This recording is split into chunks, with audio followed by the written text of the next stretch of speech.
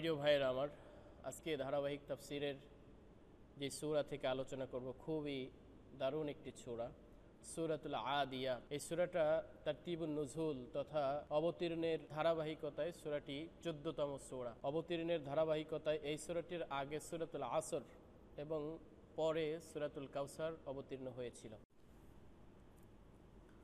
আলহামদুলিল্লাহি ওয়া কাফা ওয়া সালামুন আলা ইবাদিহিল্লাযীনা ইসতাফা, আম্মা বা'দ, ফাউযু বিল্লাহি মিনাশ শাইতানির রাজীম। বিসমিল্লাহির রাহমানির রহিম। ওয়াল আদিয়াতি দাবহান ফালমুরিয়াতি কদহান ফালমুগীরাতি সুবহা ফাআথারনা বিহি নাকআ ফাওয়াসাতনা বিহি জামআ ইন্নাল ইনসানা লিরাব্বিহি লাকানুদ وإنه على ذلك لشهيد وإنه لحب الخير لشديد أفلا يعلم إذا بعثر ما في القبور وحصل ما في الصدور إن ربهم بهم يومئذ لخبير درود পড়ি সবাই। اللهم صل على محمد وعلى آل محمد كما صليت على إبراهيم وعلى آل إبراهيم إنك حميد مجيد اللهم بارك على محمد وعلى آل محمد كما باركت على إبراهيم وعلى آل إبراهيم إنك حميد مجيد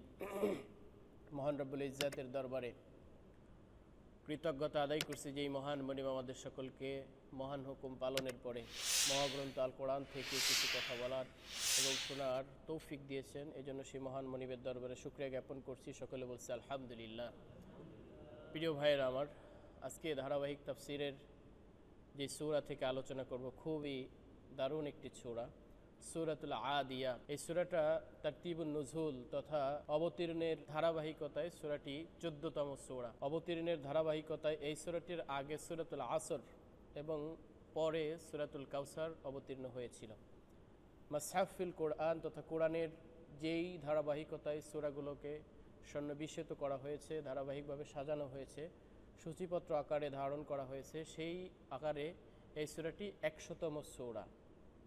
সূরাটা কি মেজর তথা উল্লেখযোগ্য তিনটি বিষয় আলোকপাত করা হয়েছে। প্রথমত, যুদ্ধের ময়দানে ঘোড়ার কি ভূমিকা রাখে। 2 নম্বরে, সম্পদের প্রতি মানুষের যেই আকর্ষণ, ভালোবাসা, মহাব্বত, সেই বিষয়ে আলোকপাত করা হয়েছে। এবং 3 নম্বরে, কিয়ামতের দিনের চিত্র অঙ্কন করা হয়েছে, চিত্রায়িত করা হয়েছে। এই 3টে মেজর থিম তথা মেজর আলোচনা এই সূরায় করা হয়েছে। 3টি পর্বে বিভক্ত করে এই সূরায় তুলে ধরেছেন। 1 নম্বরে হচ্ছেন ছুটে চলা ঘোড়ার যে শপথ, এই শপথের মাধ্যমে আল্লাহ রাব্বুল আলামিন ঘোড়ার বিস্তারিত তুলে ধরেছেন।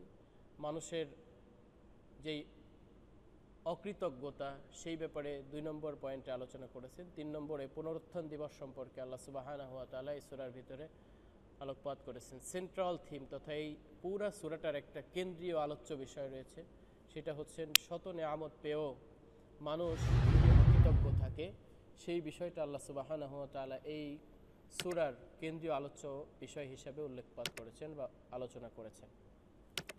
সম্মানিত উপস্থিতি, এই সূরাটির নামকরণ করা হয়েছে সূরাতুল আদিয়াত তথা সূরার প্রথম আয়াত থেকে। ওয়াল আদিয়াতি দাবহা, এই যে প্রথম আয়াত, এই আয়াত থেকে এই সূরার নামকরণ করা হয়েছে। এই সূরার একটি শানে নুজুল রয়েছে তথা অবতীর্ণের প্রেক্ষাপট আছে। তৎকালীন সময়ে মক্কার কাফের এবং মুশরিকরা যে মারামারি, হানাহানি, কাটাকাটি, ব্যভিচার, একজন আর একজনের উপরে রাতের অন্ধকারে ঝাঁপিয়ে পড়া, সম্পদ লুণ্ঠন করা, লুটতারাজ, এই যে বিভিন্ন অন্যায় অপরাধের সঙ্গে তারা জড়িত ছিল, এইটার একটা চিত্রাঙ্কন তুলে ধরার জন্য আল্লাহ সুবহানাহু ওয়া তাআলা তৎকালীন সময়ের এই সূরাটা নাজিল করেছেন। এবং কি কারণে নাজিল করেছেন এবং তাদের ভিতরে এই যে মারামারি, হানাহানি, কাটাকাটি, এটা কি কারণে ছিল, সেইটার ক্লিয়ার আল্লাহ সুবহানাহু ওয়া তাআলা করেছেন যে তারা কিয়ামত তথা আখিরাত, পুনরুত্থান দিবস, এই যে তারা অন্যায় অপরাধ, গর্হিত কর্মকাণ্ড করতেছে, এই কর্মকাণ্ডের পরবর্তী সময়ে তাদেরকে জবাবদিহিতার আওতায় আনা হবে না, তারা এইটাই বিশ্বাস করতো না। এই কারণেই তারা এই ধরনের কর্মকাণ্ড করত। এটা শিক্ষা দেওয়ার জন্য আল্লাহ সুবহানাহু ওয়া তাআলা এই মক্কি যুগের শুরুতেই এই সূরাটা নাজিল করেন। সূরাটা সূরা মাক্কি হিসাবে অবতীর্ণ হয়েছে। সূরাটি ১০০তম সূরা। সূরাটায় মোট ১১টি আয়াত আছে। বিসমিল্লাহির রহমানির রহিম, পরম করুণাময় অসীম দয়ালু আল্লাহর নামে শুরু করছি। সূরায় একটা চমৎকার ফজিলাত রয়েছে, সূরাতুল মুফাসসালাত।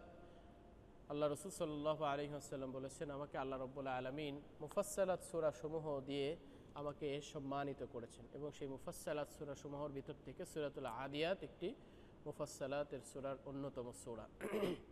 আমরা শুরু করছি পরম করুণাময় অসীম দয়ালু আল্লাহর নামে শুরু করছি। ওয়াল আদিয়াতি দবহা, শপথ ঊর্ধ্বশ্বাসে ধাবমান ঘোড়ের বা ঘোড়ার। ওয়াল আদিয়াত, এই শব্দটা জমা মুআন্নাস। আরবি ব্যাকরণ অনুযায়ী আদিয়াত শব্দটা হচ্ছেন জমা মুআন্নাস এর সিগা তথা ইসমে ফাইল। যেই সমস্ত ঘোড়া দৌড়ায় সেই সমস্ত ঘোড়ার শপথ করে আল্লাহ সুবহানাহু ওয়া তাআলা বলছেন আদ-দবহান মানে অশ্বরাজি। ওয়াল আদিয়াতি দবহা, শপথ ঊর্ধ্বশ্বাসে ধাবমান ঘোড়ার শপথ করে বলছেন। ফাল মুরিয়াতি কদহা, সেই সমস্ত ঘোড়াগুলো কি করে, যারা খুরাগাতে, মুরিয়াতি কদহা, যাদের খুরাগাতে অগ্নি স্ফুলিঙ্গ বিচ্ছুরিত হয়।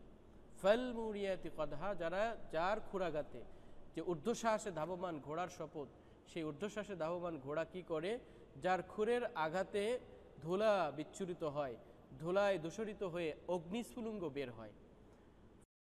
ফালমুগীরাতি সুবহা, যারা অভিযান করে প্রভাতকালে, ভোরবেলায়, সকালবেলায়, ঘুম মানুষের ভাঙেনি এরকম সময়ে যে সমস্ত ঘোড়া এবং ঘোড়সওয়ারিরা প্রভাতকালে অভিযান চালায়। সুবহা তথা সকালবেলা মরুময় প্রান্তরে বা ঘাসের জমিনে শিশির পড়ে ধুলাবালি কিন্তু একেবারে নিস্তেজ হয়ে থাকে। তাহলে ওই সময় যেই ঘোড়া কত স্পিডে, কত দ্রুত বেগে দৌড়াইলে যে সেই বালুকণার এবং খুরের আঘাতে অগ্নিস্ফুলিঙ্গ বের হয়, আল্লাহ সুবহানাহু ওয়া তাআলা এই রকম ঘোড়ার শপথ করে বলতেছেন। ফাল মুগীরাতি সুবহা, যারা প্রভাতকালে সকালবেলা অভিযান চালায়। ফাআসারনা বিহি নাকআ, এবং যারা ওই সময় ধূলি উৎক্ষিপ্ত করে। ভোরবেলা কত দ্রুত দৌড়াইলে যেই ঘোড়ার খুরের আঘাতে বালুকণা থেকে আগুনের মতো স্ফুলিঙ্গ বের হয়, এরকম ঘোড়ার শপথ করে বলতেছেন। ফাওয়াসাতনা বিহি জামাহা, এরকম পরিস্থিতিতে তারা শত্রু দলের অভ্যন্তরে ঢুকে পড়ে। ঘোড়াসহ ঘোড়সওয়ার, মুজাহিদ এবং ঘোড়া উভয়েই শত্রুর অভ্যন্তরে তারা ঢুকে পড়ে। নিজের জানকে, নিজের মায়াকে না করে তারা শত্রুর মোকাবেলায় শত্রু দলের ভিতরে ঢুকে পড়ে। এই যে 1 থেকে 5 আয়াত আল্লাহ রাব্বুল আলামিনের আলোচনা বা শপথ করার পরে মূল বিষয়ের প্রতি আল্লাহ সুবহানাহু ওয়া তাআলা আলোকপাত করছেন। এত সময় এগুলো কেন বললেন? ইন্নাল ইনসানা লিরাব্বিহি লাকানুদ, মানুষ অবশ্যই তার রবের প্রতি বড়ই অকৃতজ্ঞ। তো এত কিছু কথা বলছেন। ওয়াল আদিয়াতি দবহা, শপথ ঊর্ধ্বশ্বাসে ধাবমান ঘোড়া। ফাল মুরিয়াতি কদহা, যারা খুরের আঘাতে অগ্নি স্ফুলিঙ্গ বের করে। ফাল মুগীরাতি সুবহা, এরকম পরিস্থিতি যে তারা সকালবেলা অভিযান পরিচালনা করে এবং তাদের অভিযান পরিচালনা করতে যেয়ে তাদের খুরের আঘাতে ধূলিকণা উৎক্ষিপ্ত হয়। ফাওয়াসাতনা বিহি জামাআ, এবং তারা শত্রুর অভ্যন্তরে ঢুকে পড়ে। একটা ঘোড়া যাকে তার মালিক কিছু ঘাস খাওয়ায়, তার যেই প্রয়োজন রিজিকের ব্যবস্থা তার মালিক করে। একটা অবলা প্রাণী, তার কোনো জ্ঞান বুদ্ধি ওইভাবে মানুষের মতো নেই। সেই ঘোড়াকে তার মালিক যখন তাকে সুন্দর করে কিছু খাদ্য দেয়, তার থাকার একটা চমৎকার জায়গার ব্যবস্থা করে, সেই অবলা প্রাণী তার মালিকের প্রতি এতটা বেশি অনুগত হয়, এতটা বেশি সেই মালিকের প্রতি ভালোবাসা প্রদর্শন করে যে মালিকের জন্য তার নিজের জীবনকে বিসর্জন করে দেয়। সে তার পিঠে বসে সওয়ারি হয়ে যেই দিকে নির্দেশ করে, সেটা যদি সমুদ্র হয়, সেটা যদি আগুনের গর্ত হয়, যেই দিকে সেই ঘোড়ার সওয়ার মালিক যেদিকে সে দিক নির্দেশনা দেয়, সেই দিকে সেই ঘোড়াটা ধাবিত হয়ে যায়। সে তার নিজের জীবনের পরোয়া করে না, নিজের জীবনের মায়া করে না। এই কথাগুলো আল্লাহ সুবহানাহু ওয়া তাআলা এই জন্য বলছেন যে একটা ঘোড়া, তাকে আমি মানুষের মতো অতটা বিবেক বুদ্ধি দেইনি, সেই ঘোড়াকে সে তার মালিক এতটুক লালন পালন করার কারণে অতটা বেশি নিয়ামত সম্পূর্ণ তাকে না, শুধুমাত্র একটু খাদ্যের ব্যবস্থা করে, তার থাকার ব্যবস্থা করে, সেই কারণে সে তার নিজের জীবনকে বাজি রেখে এমনকি মালিককে বিপদের সম্মুখীন করে দেয়। সেই ঘোড়ার থেকে সেই মানুষদেরকে শিক্ষা নেওয়া উচিত। ইন্নাল ইনসানা লিরাব্বিহি লাকানুদ, মানুষ অবশ্যই তার রবের প্রতি বড়ই অকৃতজ্ঞ। এই যে ঘোড়ার কথা আল্লাহ সুবহানাহু ওয়া তাআলা বললেন কেন? সেই সময়ের কাফের এবং মুশরিকরা যুদ্ধের সবথেকে বড় হাতিয়ার, আজকের যেই সমস্ত মিসাইল বলা হয়, শত শত কিলোমিটার দূরে বা হাজার হাজার কিলোমিটার দূরে এখান থেকে মিসাইল ছুড়ে মারলে আর একটা শহর আর একটা বিল্ডিং ধ্বংস হয়ে যায়। তৎকালীন সময়ে মানুষের যুদ্ধের অস্ত্রের সমরাস্ত্রের সব থেকে বড় ভূমিকা পালন করতো এই ঘোড়া। সেই ঘোড়ার উদাহরণ দিয়ে আল্লাহ সুবহানাহু ওয়া তাআলা বলতেছেন যে তোমাদের এই ঘোড়া থেকে শিক্ষা নেওয়া উচিত, কেননা মানুষ হচ্ছেন বড়ই অকৃতজ্ঞ। ইন্নাল ইনসানা, নিশ্চয়ই মানুষ, লিরব্বিহি, তার রবের প্রতি লাকানুত, বড়ই অকৃতজ্ঞ। কেন? যে একটা ঘোড়াকে কতটুকু লালন পালন এবং ভালোবাসা দেওয়ার কারণে সে তার জীবনকে বিসর্জন দেয়, জীবনকে উৎসর্গ করে দেয়, তার মালিকের আনুগত্য করে। অথচ আল্লাহ সুবহানাহু ওয়া তাআলা তার মায়ের পেট থেকে শুরু করে মৃত্যুর আগ পর্যন্ত কত নিয়ামত তারা ভরপুর করে রেখেছেন।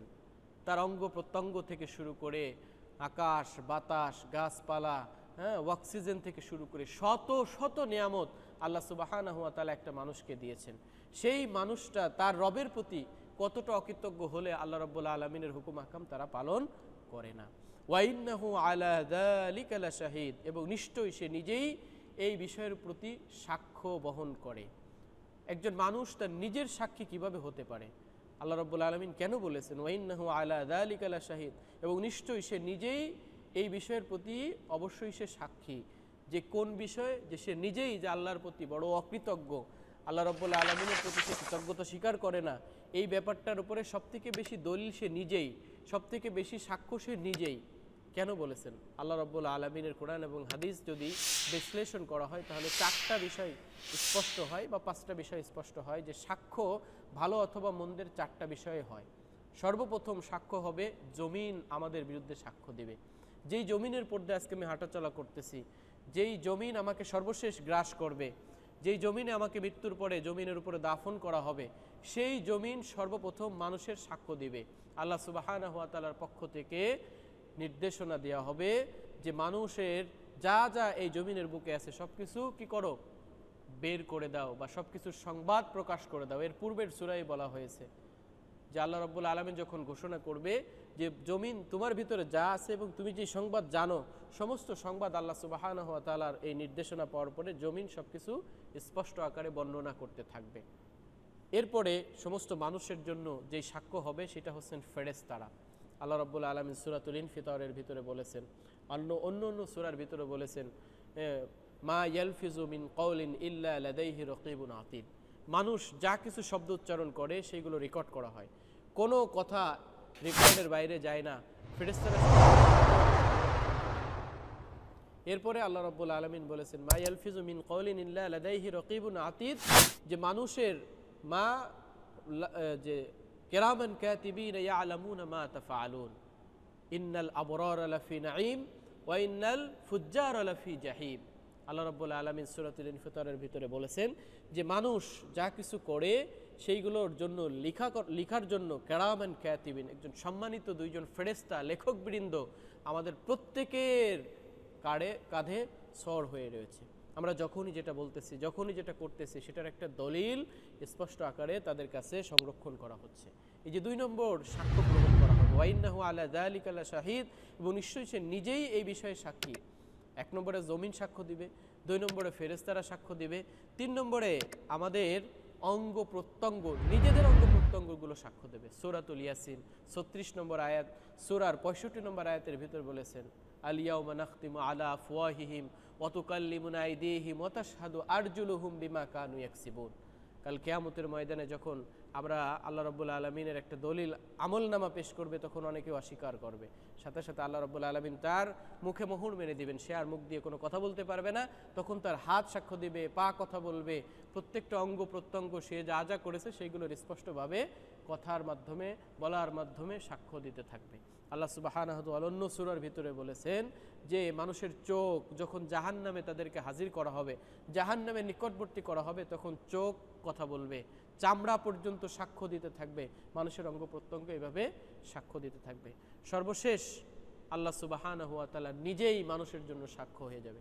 কেননা পৃথিবীর একেবারে 7 তবক আসমান এবং 7 তবক জমিনের নিচে কোনো অন্ধকার জায়গায় যদি একটা পিপিলিকা পাথরের উপরে হেঁটে যায়, সেই পিপিলিকার অন্ধকার পাথরের উপরে হেঁটে যাওয়ার যে শব্দ, সেই শব্দ আল্লাহ সুবহানাহু ওয়া তাআলা শুনতে পারেন। মানুষের অন্তরের ভিতরে কি কল্পনা করছে, মা যে কলব, সেই কলব কি পরিকল্পনা করছে, সেই অন্তর কি ভাবতেছে, সেই ভাবা সম্পর্কে আল্লাহ সুবহানাহু ওয়া তাআলা জানেন। সুতরাং এই যে 4টা স্তরের সাক্ষ্য আল্লাহ রাব্বুল আলামিনের কাছে উপস্থিত থাকবে, সরাসরি আল্লাহ রাব্বুল আলামিন এসব কিছু বাদে জমিন সাক্ষ্য দিবে না, হাত পা সাক্ষ্য দিবে না, ফেরেশতারা সাক্ষ্য দিবে না, আমাদের লিখিত দলিলনামা থাকবে না। সর্বশ্রেষ্ঠ সাক্ষ্য তো আল্লাহ সুবহানাহু ওয়া তাআলা। তিনি আমার কথা, তিনি আমার কাজ, তিনি আমার ভাবনা, তিনি আমার চিন্তা সম্পর্কে অবগত। সে আল্লাহ রাব্বুল আলামিনই সাক্ষ্য দিবেন। ওয়া ইন্নাহু আলা যালিকা লাশাহিদ। এজন্য আল্লাহ বলতেছেন এবং নিশ্চয়ই সে নিজেই এ বিষয়ের সাক্ষী। অর্থাৎ সে যে আল্লাহ সুবহানাহু ওয়া তাআলার কার্যক্রম করে না, আল্লাহ রাব্বুল আলামিনের হুকুম হাকাম পালন করে না, এই ব্যাপারে সে নিজেই সাক্ষী। সে নিজেই যখন নিজের বিশ্লেষণ করবে, নিজের কৃতকর্ম মাথা বালিশে দিয়ে ভাববে, সে তখন নিজেই বুঝতে পারবে যে আসলে আমার এই কাজগুলো অন্যায় হচ্ছে, এই কাজগুলো সঠিক হচ্ছে না। আর এইটা কি কারণে মানুষ আল্লাহ সুবহানাহু ওয়া তাআলার প্রতি যে বড়ই অকৃতজ্ঞ, এটা কি কারণে? ওয়া ইন্নাহু লিহুব্বিল খায়রি লাশাদীদ। এবং অবশ্যই সে ধন সম্পদের প্রতি অতিরিক্ত আসক্তি, ভালোবাসা। পৃথিবীর মানুষের জীবনের যত মানুষের সম্পদের প্রতি ভালোবাসা থাকে, যে তার ব্যাংক ব্যালেন্সে 1 কোটি টাকা আছে, ব্যাংক ব্যালেন্স যদি কোনোভাবে হ্যাক হয়ে যায়, সে তার জীবন দিয়ে দিতে চায়, তাহলে ব্যাংক ব্যালেন্সের তার সিকিউরিটি দিতে চায় না। তার এক ব্যাগ টাকা রয়েছে, স্বর্ণ রয়েছে, সেই স্বর্ণ গহনা নিয়ে যেতে চায় চোরে, ছুরি মেরে দিচ্ছে, তারপরে সে তার ব্যাগ ছাড়ে না। তার মানে জীবন থেকে তার অর্থ সম্পদকে ভালোবাসে। আর এই অর্থ সম্পদের প্রতি বেশি মোহ ভালোবাসার কারণে সে আল্লাহ সুবহানাহু ওয়া তাআলাকে ভুলে গেছে, আল্লাহ সুবহানাহু ওয়া তাআলার প্রতি সে অকৃতজ্ঞ হয়ে গেছে। ওয়া ইন্নাহু লিহুব্বিল খায়রি লাশাদীদ। এবং অবশ্যই সে ধন সম্পদের আসক্তিতে অত্যন্ত কঠিন। আফালা ইয়ালামু ইযা বু'সিরা মা ফিল কুবুর। তাহলে কি সে সেই সম্পর্কে অবহিত নয়? আফালা ইয়ালামু, সে কি জানে না? সে কি এই বিষয়ে খবর রাখে না? সে কি এই বিষয়ে খবর জানে না? ইযা বু'সিরা মা ফিল কুবুর, যখন কবরে যা আছে তখন উত্থিত করা হবে। কবরে যা কিছু আছে সমস্ত মানুষকে উত্থিত করা হবে। কবরে যেই বিষয়ের সংবাদ রয়েছে সব কিছু পুনরুত্থান করা হবে, খবর দেওয়া হবে। ওয়াহুসিলা মাহফিস সুদূর, শুধু কবরে যা কিছু আছে তা নয়, ওয়াহুসিলা মাহফিস সুদূর, এবং অন্তরে যা আছে সেই অন্তরের সব কিছু কী করে দেওয়া হবে? প্রকাশ করে দেওয়া হবে। যে মানুষ আল্লাহ রাব্বুল আলামিন সম্পর্কে কী ধারণা রাখতো, মানুষ আল্লাহর বিধান সম্পর্কে কী ধারণা রাখতো, সেই সম্পর্কের সে যা কিছু করত সেইগুলো আল্লাহ রাব্বুল আলামিন সেদিন প্রকাশ করে দিবে। ইন্না রাব্বাহুম বিহিম ইয়াউমা ইযিল লাখাবীর। সেদিন তাদের কি ঘটবে? ইন্না, নিশ্চয়, রাব্বাহুম বিহিম ইয়াউমা ইযিল লাখাবীর। সেদিন তাদের কি ঘটবে? তাদের রব অবশ্যই সেই বিষয়ে সবিশেষ অবহিত আছেন। সম্মানিত উপস্থিতি, তাহলে এই সূরা থেকে আমাদের শিক্ষণীয় ব্যাপারটা কি? যে আমরা যেই সম্পদের মোহে পড়ে, এই পৃথিবীর ভালোবাসায় পড়ে বিল্ডিং করতে হবে, ঘর বাড়ি করতে হবে, হ্যাঁ, এই যে প্রতিযোগিতায় নেমেছি, এই প্রতিযোগিতার প্রতিযোগী হয়ে আমি আমার আল্লাহ রাব্বুল আলামিনের বিধান যথাযথভাবে পালন করছি কিনা, এই ব্যাপারে আমাদের সজাগ থাকা দরকার। এবং আমরা অন্তরে কি চিন্তা করতেছি সেই ব্যাপারে আল্লাহ সুবহানাহু ওয়া তাআলা জানেন। এজন্য সবসময় আমাদের ঈমানের হালতে থাকা, সব ধরনের খারাপ চিন্তা থেকে মুক্ত হয়ে আল্লাহ রাব্বুল আলামিনের প্রতি ভালো ধারণা রাখা। এরকমভাবে আখিরাত যেহেতু অবশ্যই হবে, এবং আমরা কি করতেছি এই করণীয় কর্মকাণ্ডের প্রত্যেকটা বিষয়ের সাক্ষ্য আমাদের রয়ে যাচ্ছে। সুতরাং আমাদের এখান থেকে শিক্ষা নিয়ে সবসময় ভালো কাজের সঙ্গে লেগে থাকা, মন্দ কাজ থেকে পরিহার করা, আল্লাহ রাব্বুল আলামিনের প্রতি বিশ্বাস করা, কাল কিয়ামতের ময়দানের প্রতি ঈমানকে দৃঢ় করা। আল্লাহ সুবহানাহু ওয়া তাআলা আমাদের এই কথাগুলোর উপরে আমল করার তৌফিক দিক, সকলে বলে আমিন।